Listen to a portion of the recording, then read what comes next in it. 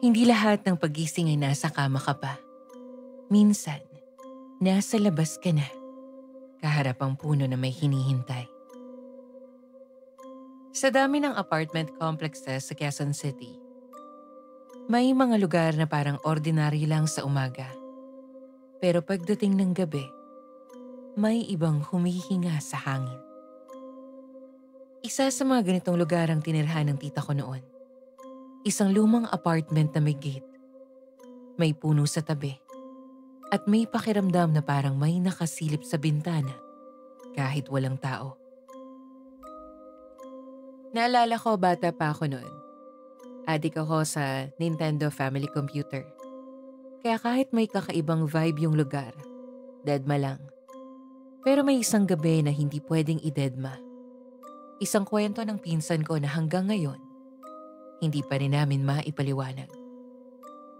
Third year high school siya noon. Nakitulog sa apartment ng tita ko para makapagpuyat sa family computer. Sa sala siya natulog. Malapit sa TV.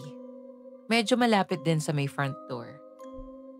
Bago siya matulog, sinigurado niya nakadouble lock ang pinto.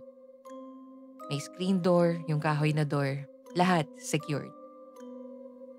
Mga 30 to 45 minutes matapos siyang makatulog, may naramdaman siyang tumatama sa mukha niya. Akala niya ipis lang kaya binugaw niya. Naulit. Binugaw niya ulit.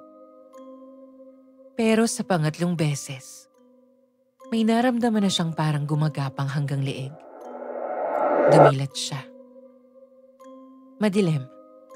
Pero habang nag-a-adjust ang paningin niya, napansin niyang hindi na siya nasa sala. Nakatayo na siya sa labas ng apartment, sa harap ng puno sa tabi ng gate. Walang ingay, walang tao, walang paliwanag. Naglakad siya pabalik sa pinto. Naisip niya baka bumangon siya para umihi sa labas. Kahit hindi man logical.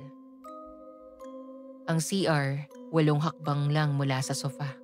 So bakit lalabas pa siya? Pagdating sa pinto, nakalock pa rin ang screen door.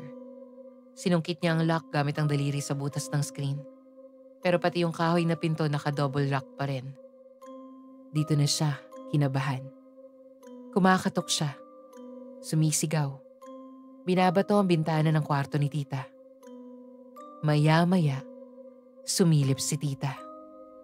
Bumaba siya. Binuksan ang pinto. At ang tanong lang, anong ginagawa mo sa labas? Ang pinsan ko gulong-gulo. Hindi siya bumangon. Wala rin siyang maaalala. At imposibleng binuhat siya. 5'9" ang taas niya.